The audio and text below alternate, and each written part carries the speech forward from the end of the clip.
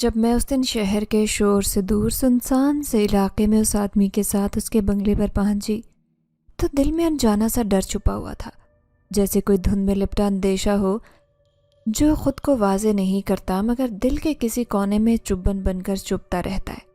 اس نے کہا تھا کہ ایک معزز گھرانے میں ایک ملازمہ کی ضرورت ہے، کھانا، رہائش اور تنخواہ سب کچھ دیا جائے گا۔ میرے جیسی حالات کی ماری لڑکی کے لیے یہ سن کر ہی جیسے زندگی کا دروازہ کھل گیا ہو۔ میں سوچتی تھی کہ شاید اب میری زندگی سنور جائے گی، لیکن مجھے کیا معلوم تھا کہ میری امیدوں کا یہ چراغ ایک گھنا اندھیرا بن کر میرے دامن پر ٹوٹ پڑے گا۔ بنگلہ واقعی شاندار تھا۔ اندر داخل ہوتے ہی ایک عجیب سی خاموشی نے میرا خیر مقدم کیا۔ وہ آدمی جو مجھے یہاں لایا تھا بظاہر بہت نرم خو اور شائستہ لگتا تھا، لیکن جیسے ہی ہم اندرونی کمرے میں پہنچے اس کے رویے میں عجیب سا بدلاؤ آیا۔ اس نے دروازہ بند کر لیا، کنڈی لگا دی اور میرے سامنے ایسے کھڑا ہو گیا جیسے کوئی درندہ اپنے شکار کے سامنے آ کھڑا ہو۔ اس کی آنکھوں میں ایک وحشت تھی، ایک گھن آلود تمنا جو انسانوں کو انسان نہیں رہنے دیتی۔ اس نے کہا، کام تو بعد میں بھی ہو جائے گا، پہلے تھوڑا آرام کر لو۔ اس کی زبان نرم تھی لیکن لہجہ زہر آلود، جیسے کسی سانپ نے مسکرا کر ڈھس لیا ہو۔ میں گھبرا گئی، دل کی دھڑکنیں بے قابو ہو گئی۔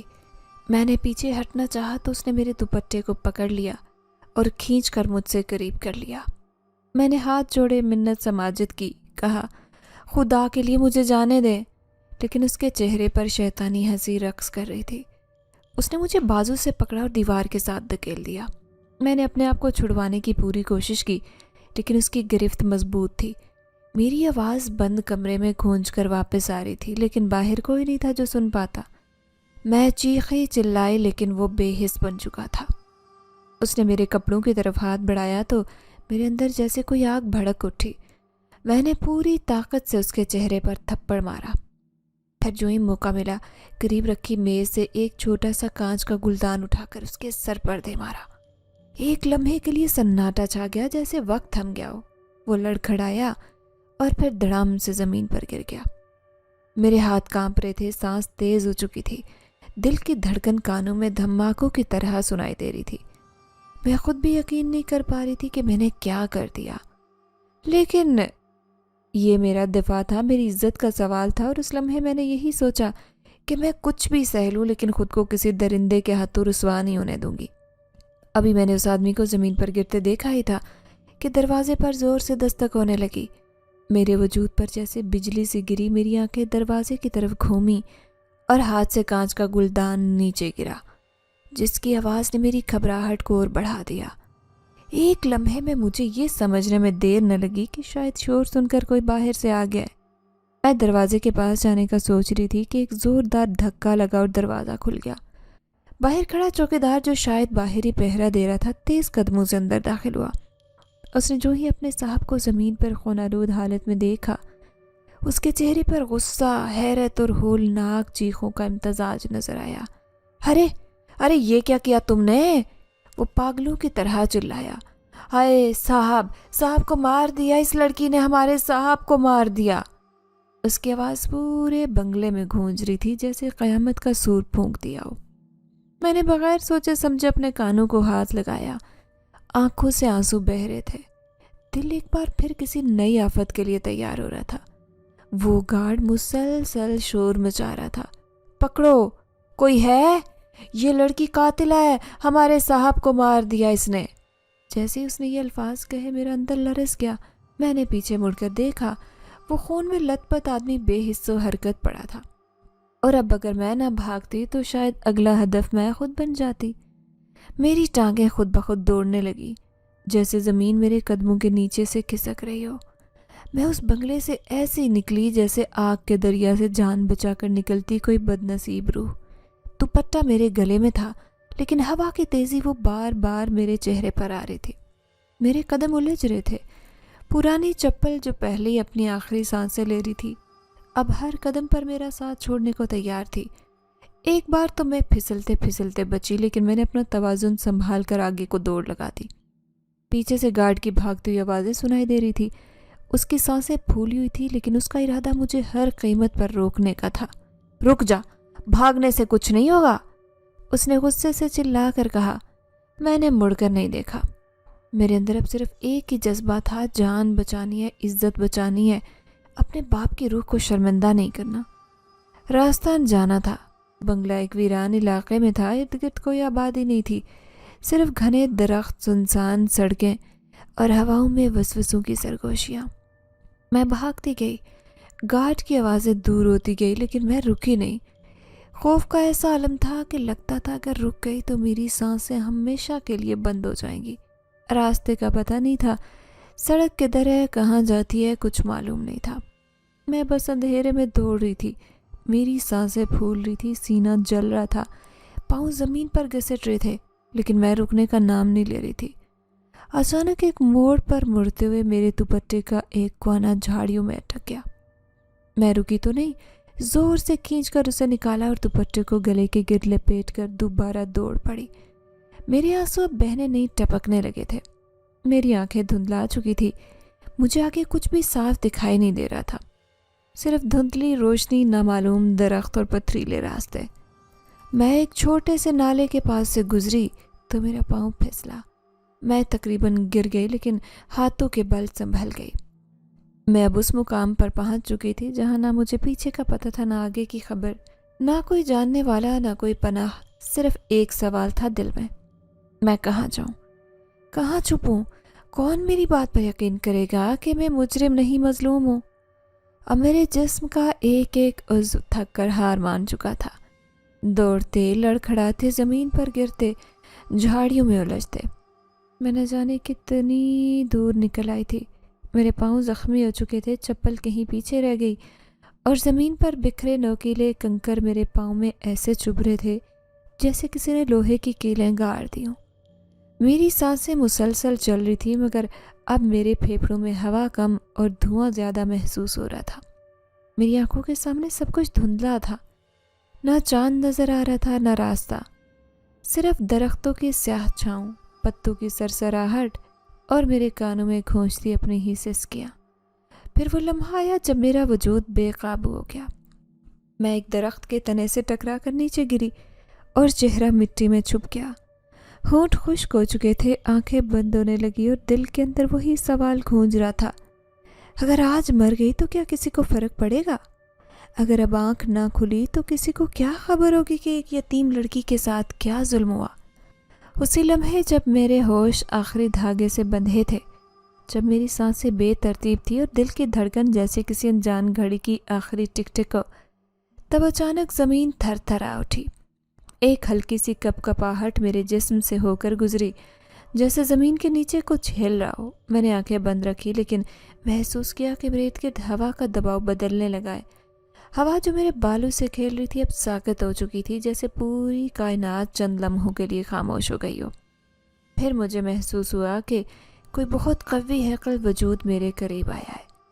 ज़मीन पर कदमों की चाप नहीं थी, बल्कि ज़मीन का दबना, हिलना और फिर संभलना हो रहा था, जैसे कोई भारी चीज़ ज़मीन पर आहिस्ता से उतरी हो। मेरा दिल धड़क उठा, एक अजीब सी लर्ज़ा तारी हुई। मेरी आंखें खुलने लगी थी, मगर मैं साकत पड़ी रही। मेरी समात में एक सांस की आवाज़ गूंजी, गहरी, धीमी और कुछ अजीब सी, इंसानों जैसे नहीं, लेकिन निहायत पुरसुकून, पुरअसर।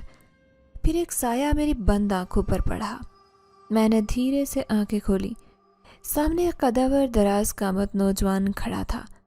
उसका लिबास स्याह रंग का लंबा जब्बा था जो ज़मीन से छू रहा था। उसके बाल कंधों तक बिखरे हुए थे, जैसे किसी तूफानी रात में बहते बादल। आंखें, हाय वो आंखें ऐसी गहरी जैसे किसी अंधेरे कुएं की तह में छुपी रोशनी। जैसे मैं ना कोई सिरा हूं ना किनारा। उसका चेहरा गैर मामूली तौर पर खूबसूरत था, मगर उस हुस्न में कोई इंसानी नरमी नहीं थी। वो हुस्न खौफनाक भी था और पुरकशिश भी। वो मेरी तरफ झुका, उसकी नज़रें मुझ पर जम गईं। एक लम्हे के लिए मुझे ऐसे लगा जैसे वक्त थम गया हो।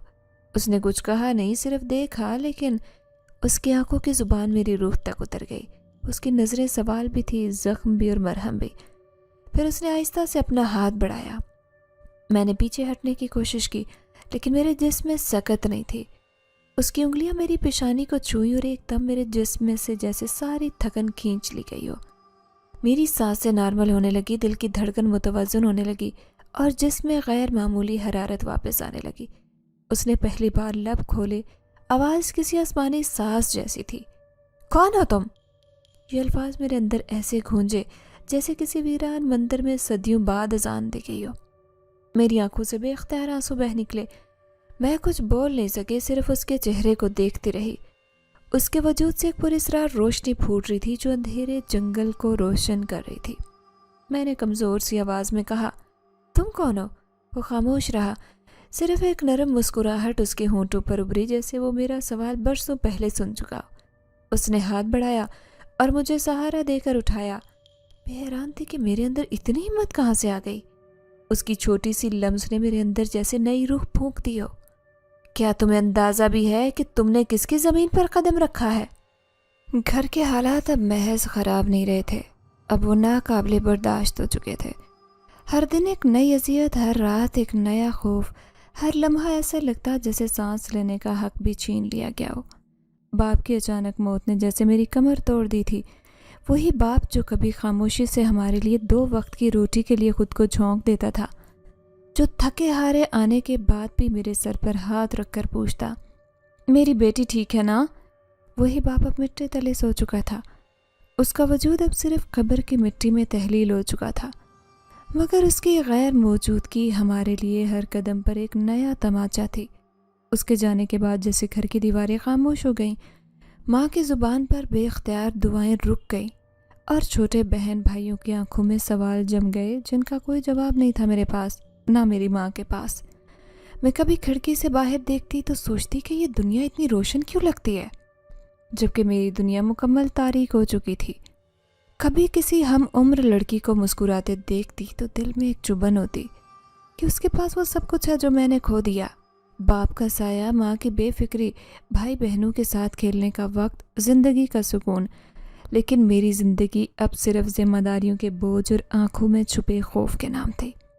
میرے کندھوں پر ماں کا سہارا بننے کا بوجھ تھا، بہن بھائیوں کے لیے کھانے کا انتظام کرنے کی فکر، اور سب سے بڑھ کر اس دنیا سے لڑنے کا عزم جو ہمیں ہر روز کچلنے پر تلی ہوئی تھی۔ لیکن وہ جو سامنے کھڑا تھا شاید یہ سب نہیں جانتا تھا، اسے صرف میرے خاموش چہرے کی ہلکی ہلکی تھر تھراہٹ نظر آتی، میرے کانپتے ہاتھ اور ڈری ہوئی آنکھیں۔ لیکن وہ میری اندرونی چیخیں، میرے دل کی دھڑکن میں چھپی مایوسی اور میری خاموشی میں چھپا احتجاج نہ سن سکا۔ وہ یہ نہ جان سکا کہ میرے ہر قدم کے پیچھے ایک کہانی ہے، ایک ایسا درد جو کبھی زبان پر نہیں آیا مگر روح پر نقش ہو چکا ہے۔ میں اس لمحے شدید کشمکش میں مبتلا تھی۔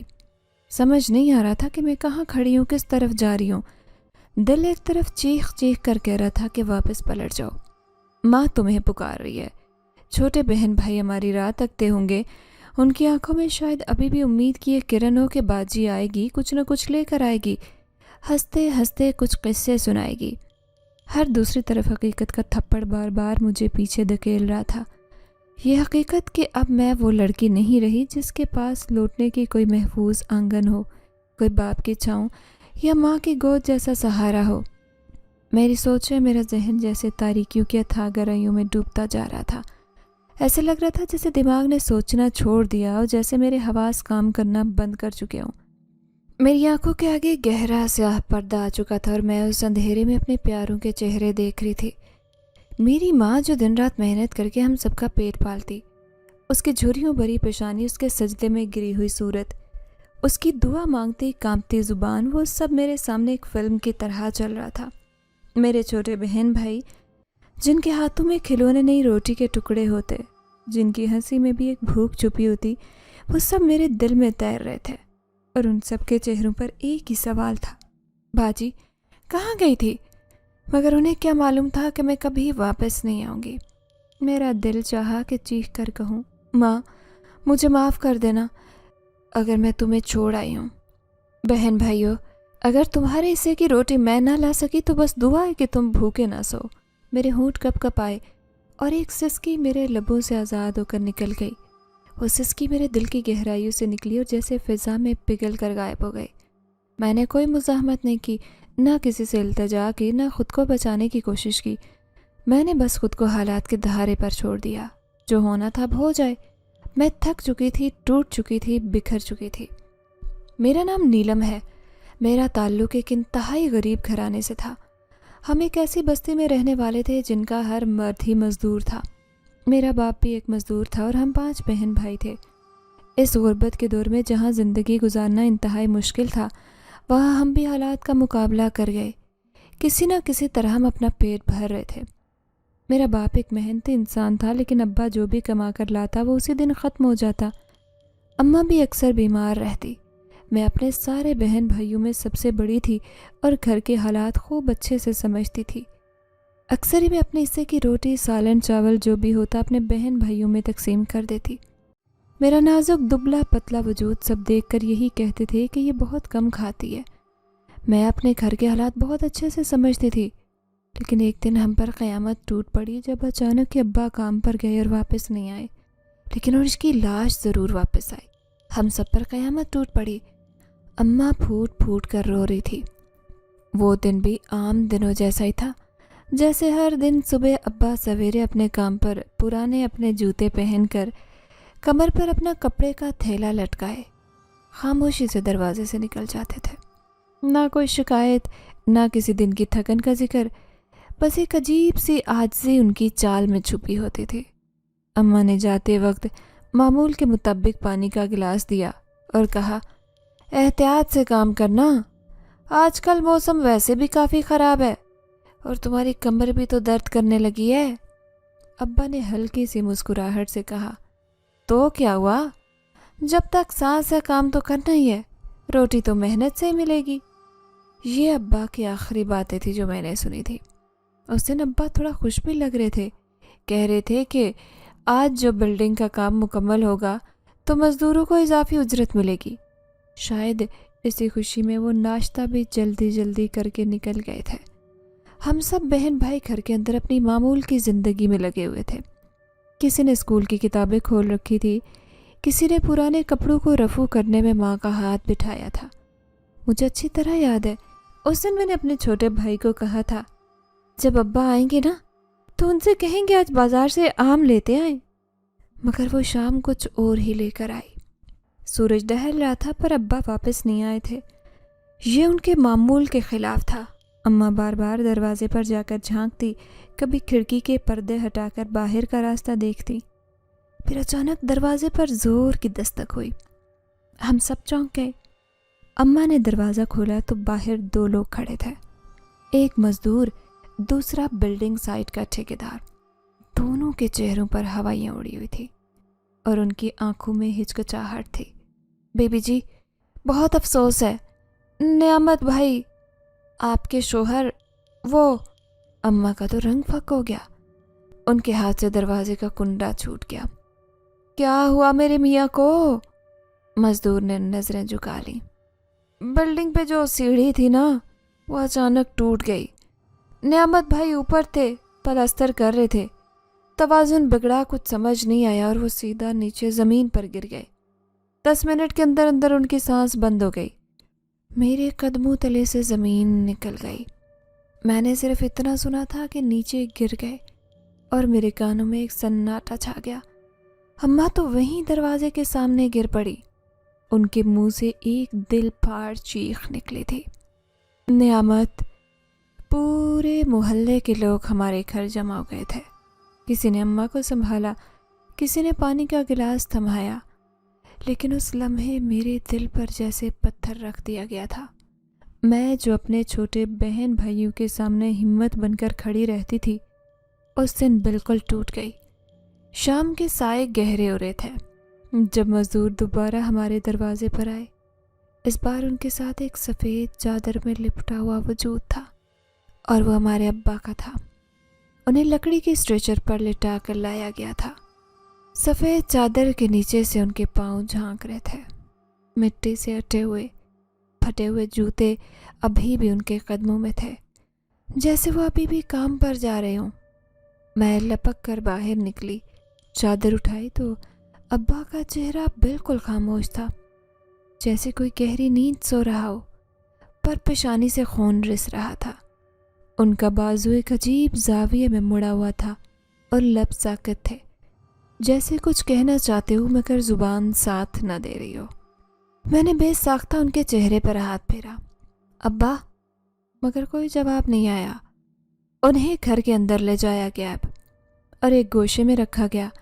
ہر طرف عورتوں کی سسکیاں، مردوں کی چپ چاپ آہیں اور بچوں کی بے سمجھی بھری نظریں تھیں۔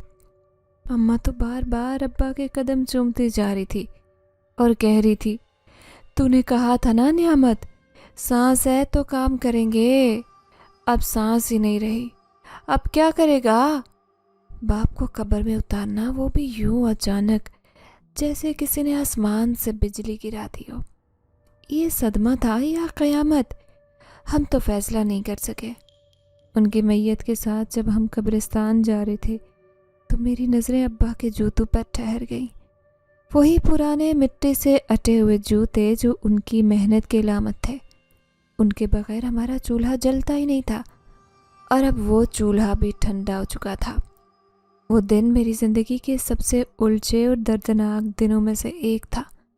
اماں کے چہرے کی زردی بڑھتی جا رہی تھی، ان کی ہڈیاں جیسے ہر لمحہ جسم سے الگ ہونے کو تڑپ رہی تھی۔ ان کے خشک لبوں پر وہی جملہ بار بار لوٹ آتا، بیٹا، اللہ کرم کرے گا۔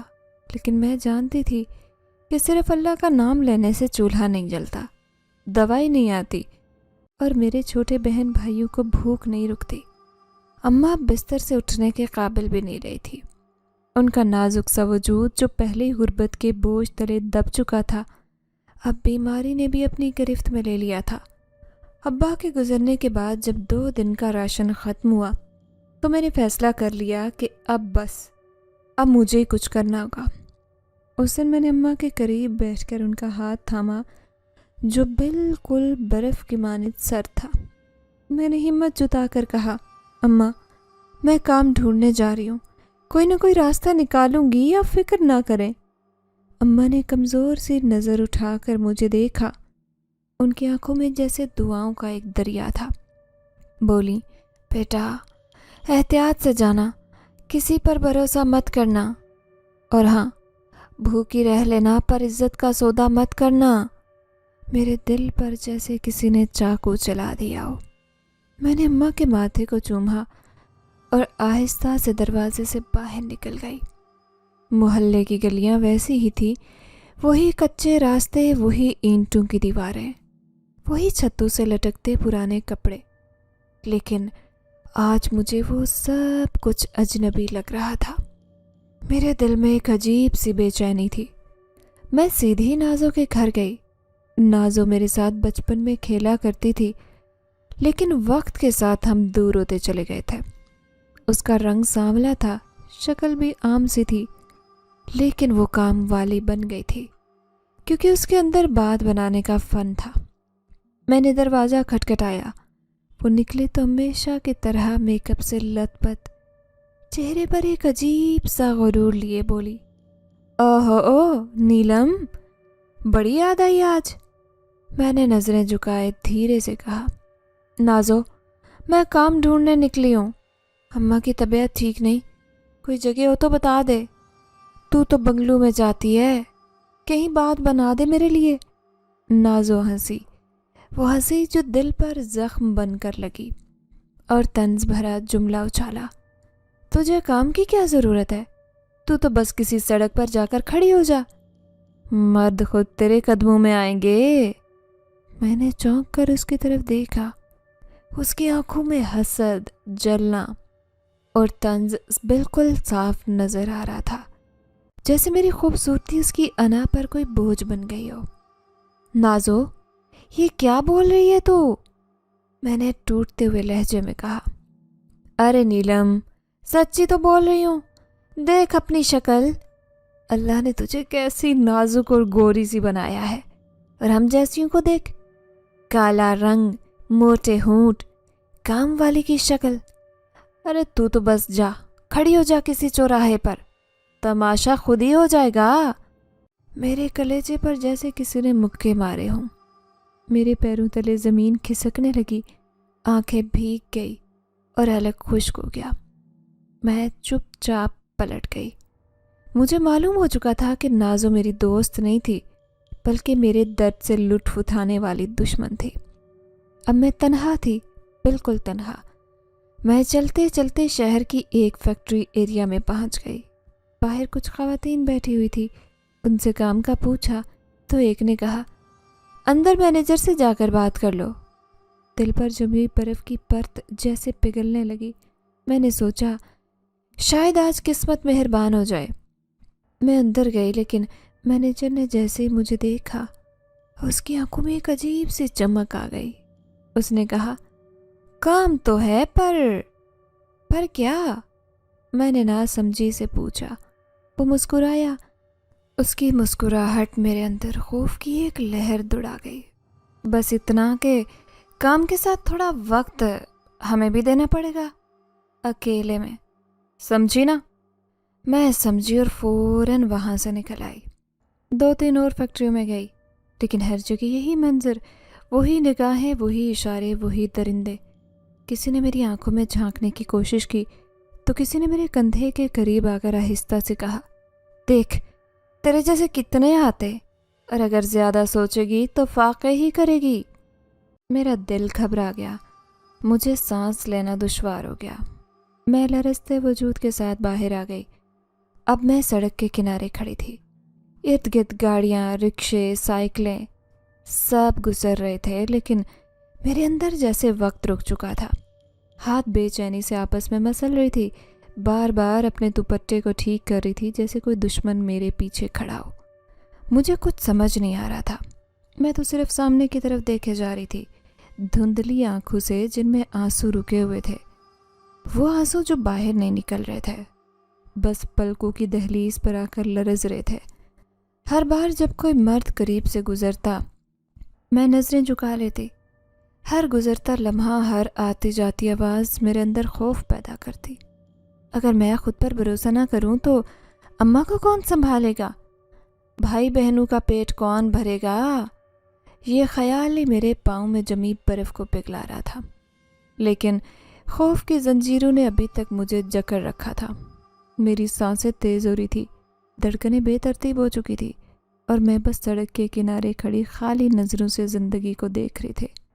تبھی اچانک کسی نے مجھے آواز دی، کیا ہوا بیٹی؟ بڑی پریشان نظر آ رہی ہو۔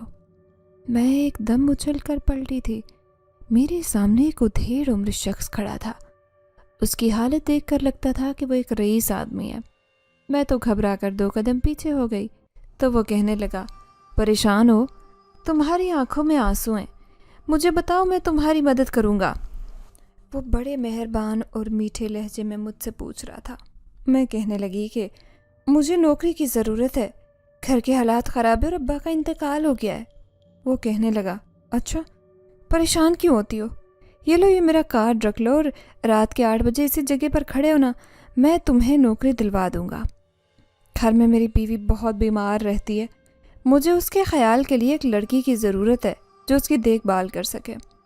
پھر سن کر میں خوش ہو گئی تھی تو وہ کہنے لگا، میں بہت اچھی تنخواہ دوں گا، بس تم میرے ساتھ چلنا، اب تمہیں نوکری کے لیے پریشان ہونے کی ضرورت نہیں، بلکہ یہ لو ایڈوانس میں 2000 روپے رکھ لو۔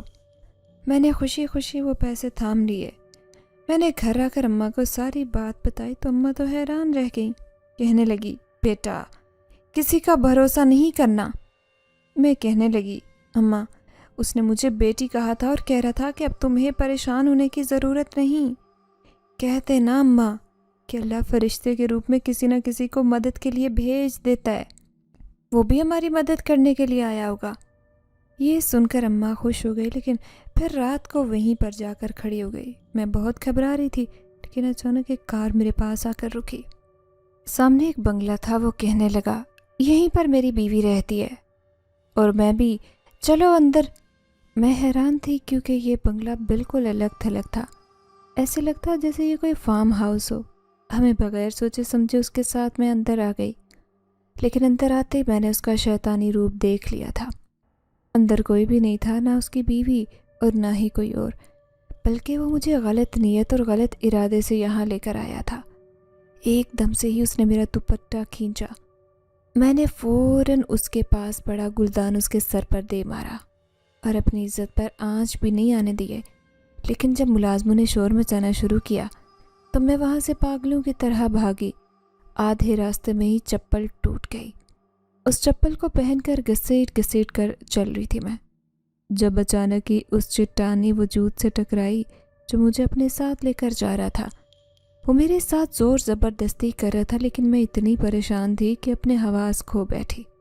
لیکن جیسے ہی ہوش آیا تو حیران رہ گئی۔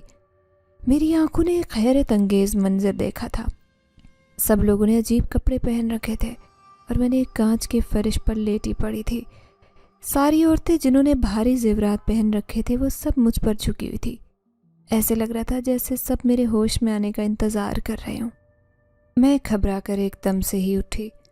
میں ان سب کے درمیان بیٹھی ایک بیکارن لگ رہی تھی، کیونکہ میرے تو کپڑے بھی پرانے تھے، میرے پاؤں میں چپل بھی نہیں تھی، صرف ایک کالے رنگ کا دوپٹہ تھا جسے میں نے مضبوطی سے اپنے سر پر اوڑھ رکھا تھا۔ ساری عورتیں آپس میں باتیں کر رہی تھی۔ اوہو، تو یہ ہے وہ لڑکی جسے شہزادہ فارس رات کو اپنے ساتھ لے کر آیا تھا۔ سب عورتیں مجھے تیز نظروں سے گھور رہی تھی۔ میں گھبرا کر اٹھ کھڑی ہوئی تو زمین آسمان جیسے گھوم کر رہ گئے، کیونکہ میں تو ایک انچ کے محل میں موجود تھی، بے انتہا خوبصورت، پھولوں سے سجا، ہر طرف جا بجا آئینے لگے ہوئے تھے جن میں میرا عکس نمایاں تھا۔ لیکن میں اپنا عکس دیکھ کر شرمندہ ہو گئی۔ اب میری نظریں زمین پر پڑی تو مجھے وہاں بھی اپنا عکس نظر آیا۔ وہ زمین بھی ایک کانچ کی طرح تھی، ایسے لگ رہا تھا کہ یہ پورا محل کانچ کے شیشے جیسا ہو۔ اچانک ہی کسی کے بھاری قدموں کی آواز آئی تھی۔ وہ ساری عورتوں کا ہجوم ایک طرف ہو گیا۔ میں نے دیکھا وہی لمبا چوڑا چٹانی وجود والا نوجوان سامنے سے چلتا ہوا آ رہا تھا، لیکن اس کا انداز ایسا تھا جیسے وہ کوئی بادشاہ ہو۔ آج سے یہ بھی ہماری خدمت کرے گی، اس نے ساری عورتوں کے سامنے اعلان کیا، اور میں نے سر جھکا لیا۔ لیکن میری آنکھوں میں آنسو تھے۔ وہ عورتیں کہنے لگی، چلو لڑکی ہمارے ساتھ چلو، اب تم بھی ہمارے ساتھ شامل ہو جاؤ، ہم سب باری باری ایک رات شہزادہ فارس کی خدمت کرتے ہیں، اس کے بعد تم بھی ایک رات کے لیے ان کی خوابگاہ میں جایا کرو گی۔ یہ سنتے ہی میرے پیروں تلے سے زمین نکل گئی۔ میں گڑبڑا کر اس عورت سے کہنے لگی، تو کیا یہ یہاں سے مجھے نہیں جانے دیں گے؟ خدا کے لیے مجھے جانے دو، میرے گھر کے حالات بہت خراب ہیں، میری اماں میرا انتظار کر رہی ہوں گی۔ میں ان کے سامنے ہاتھ جوڑے کھڑی تھی۔ میری بات سن کر وہ نہ جانے کیوں سب زور زور سے ہنسنے لگی اور کہنے لگی، ارے دیکھو تو صحیح، اپنے آپ کو خوش نصیب نہیں سمجھ رہی کہ شہزادہ فارس کی خدمت کرنے کا موقع مل رہا ہے اور یہاں سے جانا چاہتی ہے؟ ہم تو یہاں آنے کے لیے دن رات مر رہے تھے اور یہ یہاں سے جانا چاہتی ہیں۔ ان کی بات مجھے بڑی عجیب لگی، لیکن انہوں نے مجھے ایک چھوٹا سا کمرہ دے دیا تھا جو بالکل خالی تھا۔ اب میں ہر وقت اس کمرے کی چھوٹی کھڑکی کے باہر سے منظر دیکھتی رہتی۔ باہر کا منظر بھی بڑا ہی خوبصورت تھا۔ سامنے ایک باغ تھا اور جا بجا درخت تھے، لیکن ان درختوں پر لگے ہوئے پھل نہایت خوبصورت تھے۔ میرا دل چاہتا کہ میں ہاتھ بڑھا کر ان پھلوں کو توڑ لوں اور اس باغ میں جاؤں جہاں کا منظر میری آنکھوں کو بہت ہی تازگی بخشتا تھا، لیکن یہ سب سوچ کر رہ گئی۔ جیسے ہی مجھے اماں اور چھوٹے بہن بھائیوں کا خیال آتا، میری آنکھیں آنسوں کا دریا بہاتی اور میں دن رات انہیں یاد کرتی رہتی۔ پھر ایک دن ایک عورت میرے پاس آئی اور کہنے لگی، چلو آج تمہاری باری ہے اور شہزادہ فارس تمہیں یاد کر رہا ہے۔ یہ سنتے ہی میں خوف سے تھر تھر کانپنے لگی۔ میں جانتی تھی کہ یہ وہی نوجوان ہے جو مجھے یہاں گھسیٹتا ہوا لے کر آیا تھا۔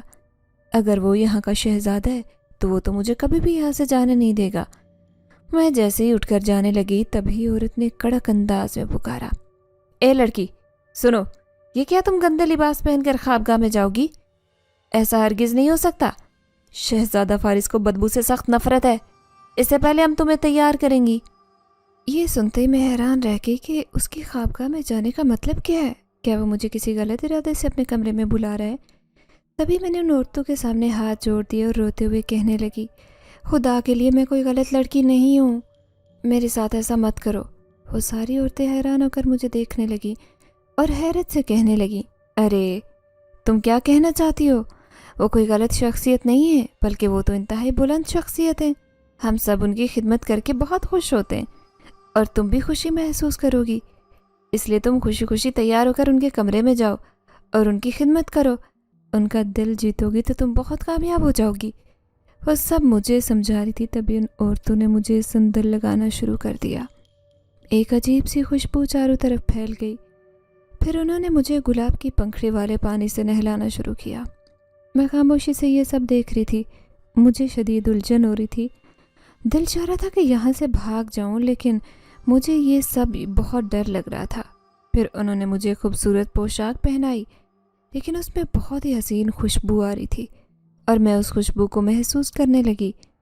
میں حیرت سے سوچ رہی تھی کہ یہ سب عورتیں ایسے ہی تیار ہو کر اس شہزادہ فارس کے کمرے میں جاتی ہیں جو آج رات مجھے اپنے کمرے میں بلانا چاہتا ہے، لیکن کس ارادے سے؟ یہی سوچ سوچ کر میں تو جیسے پاگل ہو رہی تھی۔ بالآخر ایک عورت مجھے خوابگاہ کے دروازے پر چھوڑ کر چلی گئی تھی اور اندر مجھے خود ہی جانا تھا۔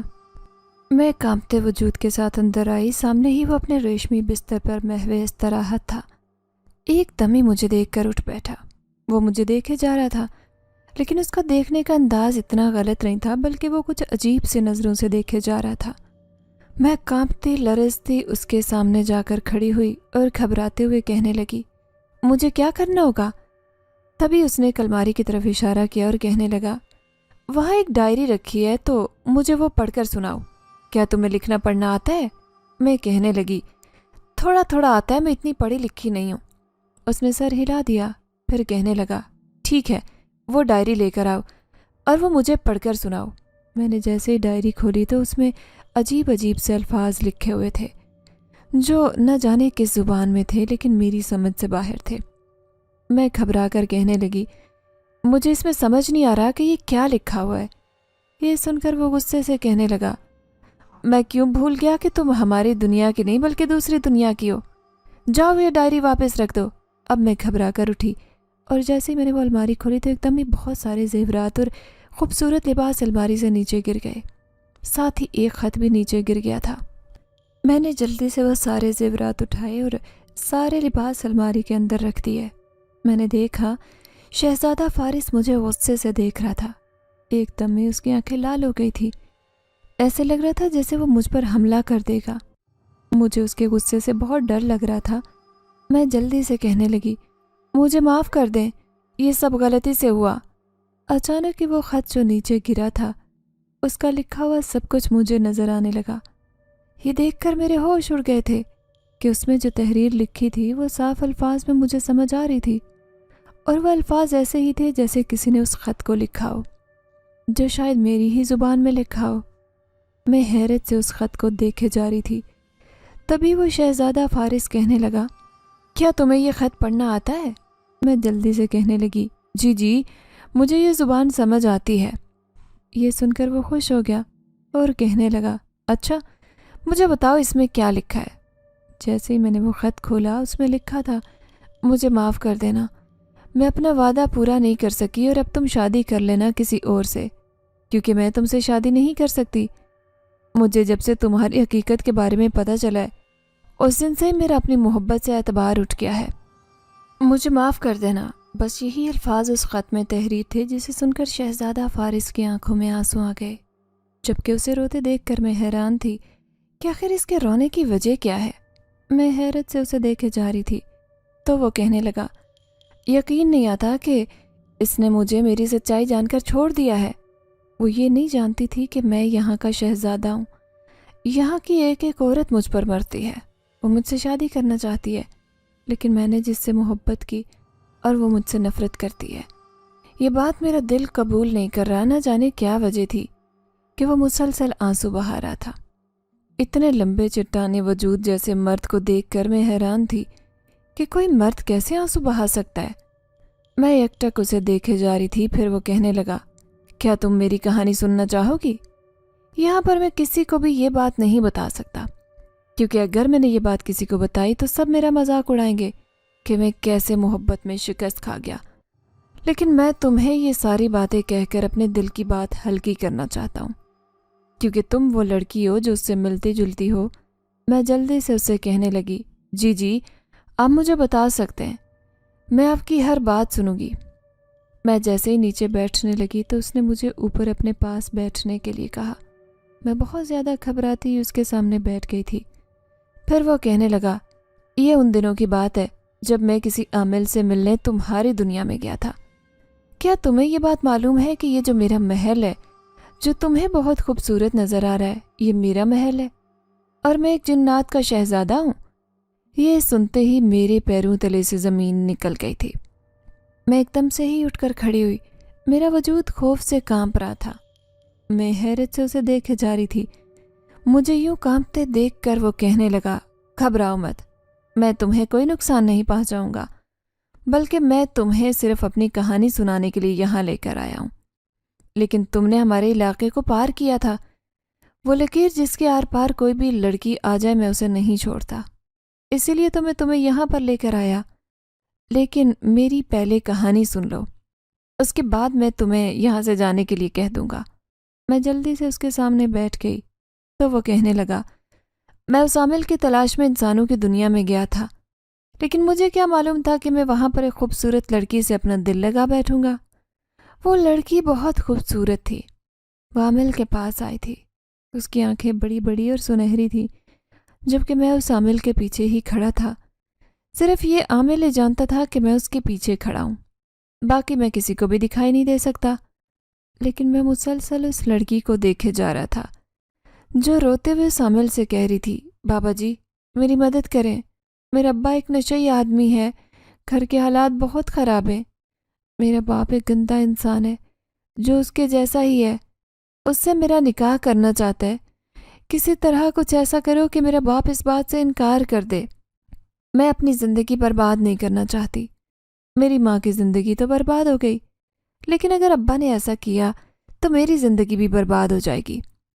اس کی روتی ہوئی آنکھیں بہت خوبصورت لگ رہی تھی اور میں مسلسل اسے دیکھے جا رہا تھا۔ پھر میں عامل کے کان میں سرگوشی کرتے ہوئے کہنے لگا، یہ لڑکی جو کہہ رہی ہے اس سے کہو کہ اس کی کہی ہر مراد پوری ہوگی۔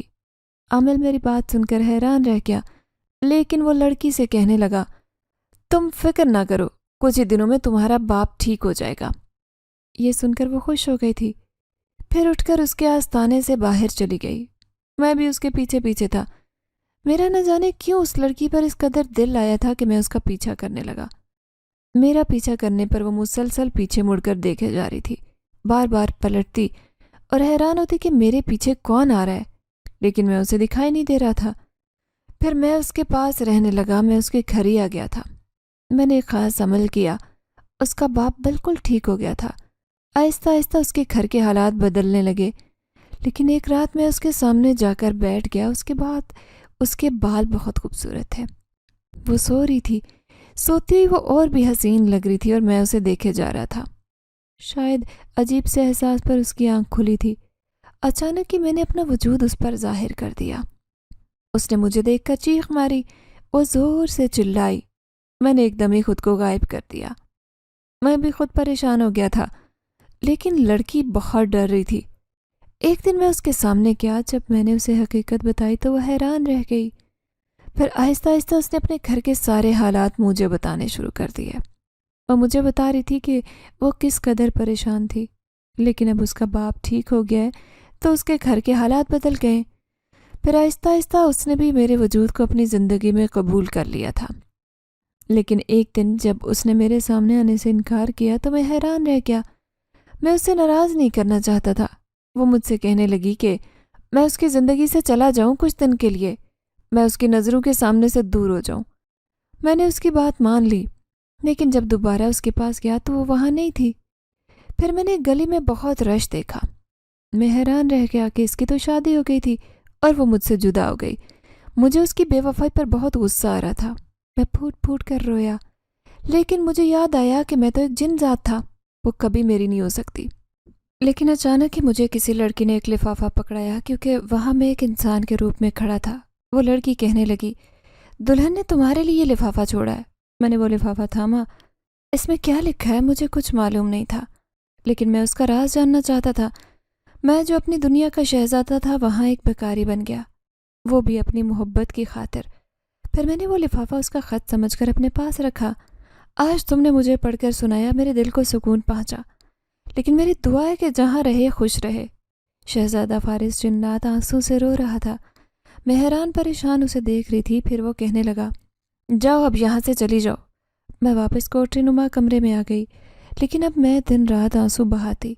वो सारी जिन जातियाँ मुझे देखकर हैरान होती। फिर एक दिन वो मुझे पकड़कर शहजादे के पास ले गई। वो कहने लगी कि हर वक्त रोती रहती है, हम इसे वहाँ पर नहीं रख सकते। हमारा महल खुशियों का ताज महल है, हम अपने महल में मायूसियत नहीं चाहते। आप इस लड़की को इसके दुनिया में भेज दें। शहजादा फारिस मुझे देखकर कहने लगा, क्या चाहती है लड़की? मैं कहने लगी, वहाँ मेरी अम्मा और छोटे बहन भाई अकेले हैं, उनकी बहुत फिक्र है, न जाने कैसी ज़िंदगी गुजार रहे होंगे।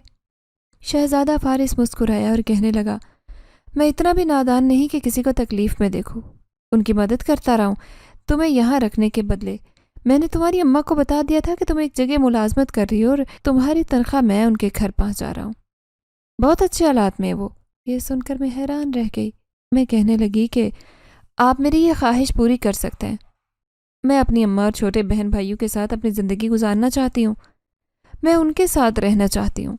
शहजादा फारिस ये सुनकर मुस्कुराया और कहने लगा, ठीक है, मैं तुम्हें तुम्हारी दुनिया में भेज दूंगा, क्योंकि मेरा दिल बहुत नरम है। मैं एक जिन्नात का शहजादा हूँ, इसलिए तुम्हारी बात से इनकार नहीं करूँगा। यूँ उसने मेरे कहने पर मुझे वापस मेरी दुनिया में भेज दिया और आज तक उस शहजादे जिन्नात की तस्वीर मेरी आँखों में सजी है।